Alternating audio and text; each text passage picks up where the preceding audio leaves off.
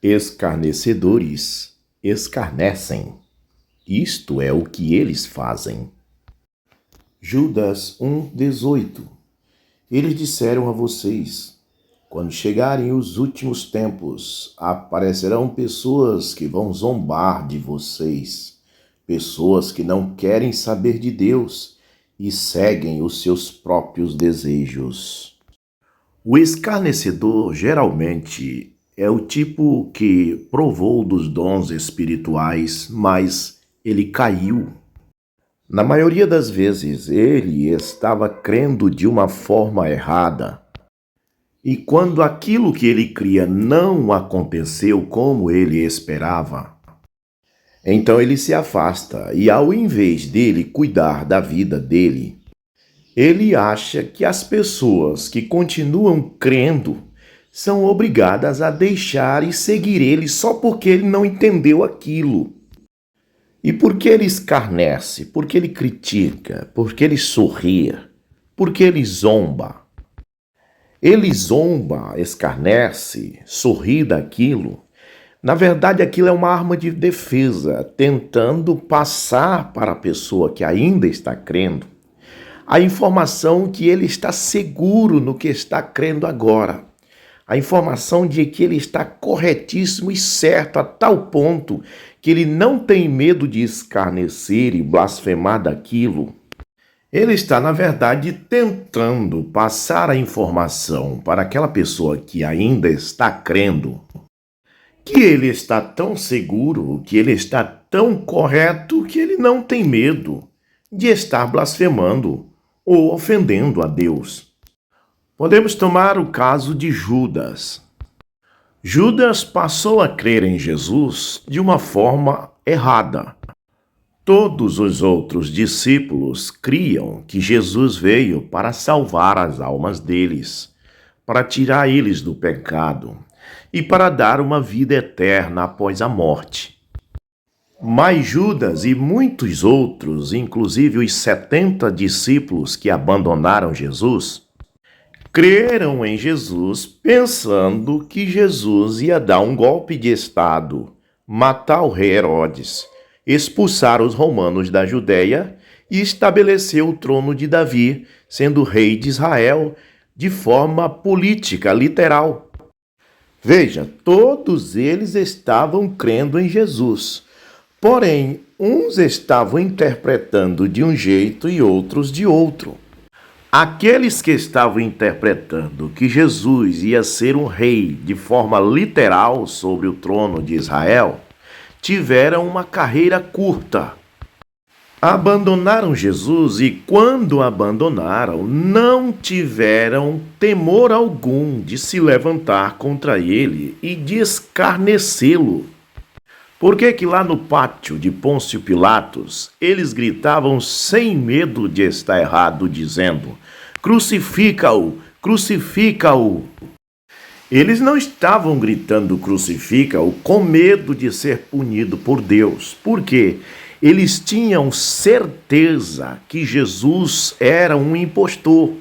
Eles tinham provado daqueles dons espirituais. Eles tinham comido o pão que Jesus tinha multiplicado, peixes e tudo mais. Mas na hora de crer, eles tinham crido de uma forma errada. E como aquilo não aconteceu do jeito que eles criam, eles acharam que Jesus era falso e que Pedro, Tiago, Natanael e os outros discípulos eram obrigados a deixar Jesus também. Só que Pedro, Tiago, Natanael e os outros discípulos tinham crido da forma correta, tinham tido a verdadeira revelação que o reino que Jesus estava querendo nos dar era um reino espiritual. A mesma coisa aconteceu com Moisés no deserto, quando foi confrontado com os escarnecedores Coré, Datã e Abirão. Veja que esses 3 homens conseguiram muitos seguidores, pessoas que estavam crendo em Moisés de forma errada. Quando saíram do Egito, viram os milagres, viram tudo o que aconteceu, a morte dos primogênitos, e eles ficaram empolgados.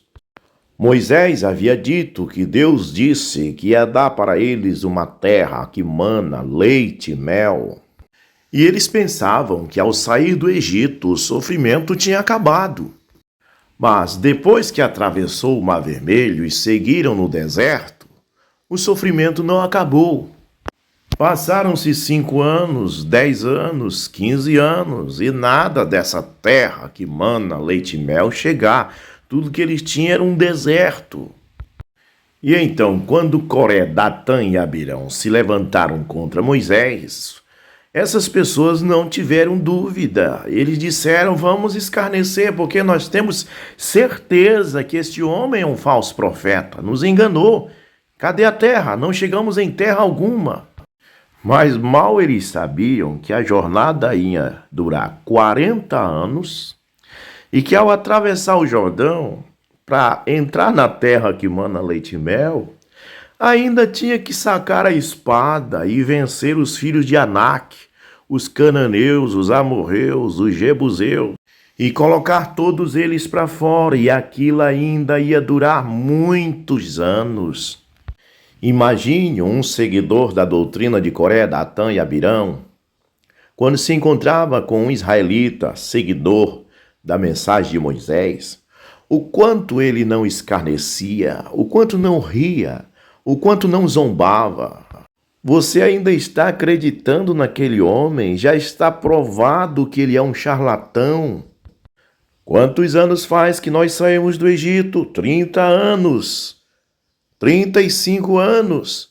Onde está a terra prometida? Olha o que tem, um deserto de sofrimento.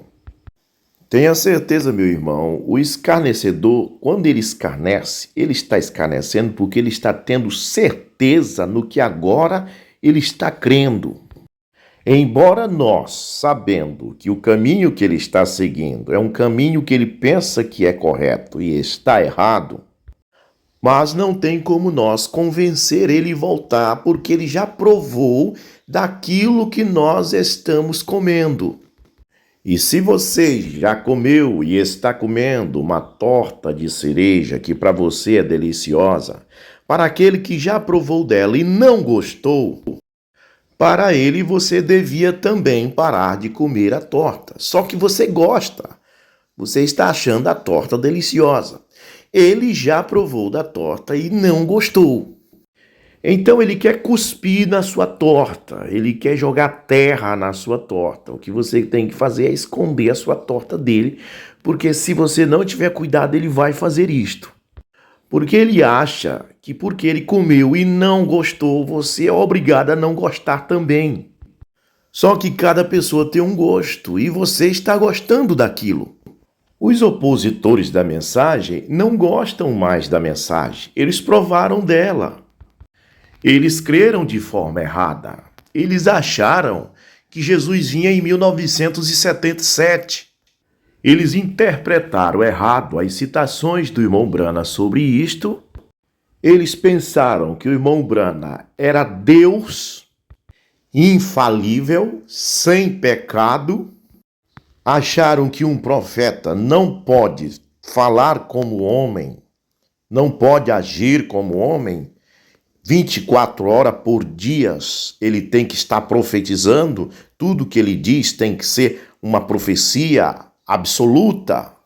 Até o profeta Natã encontramos que ele disse a Davi para fazer o templo, que Deus estava com ele. Depois Deus disse que não, quem ia fazer o templo era Salomão.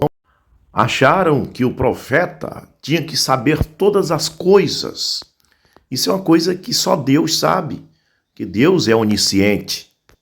Encontramos que quando a sunamita foi até o monte falar com Eliseu, que o filho dela estava morto, ele disse para o seu moço: vai encontrar ela, porque aconteceu alguma coisa com ela que o Senhor não me revelou.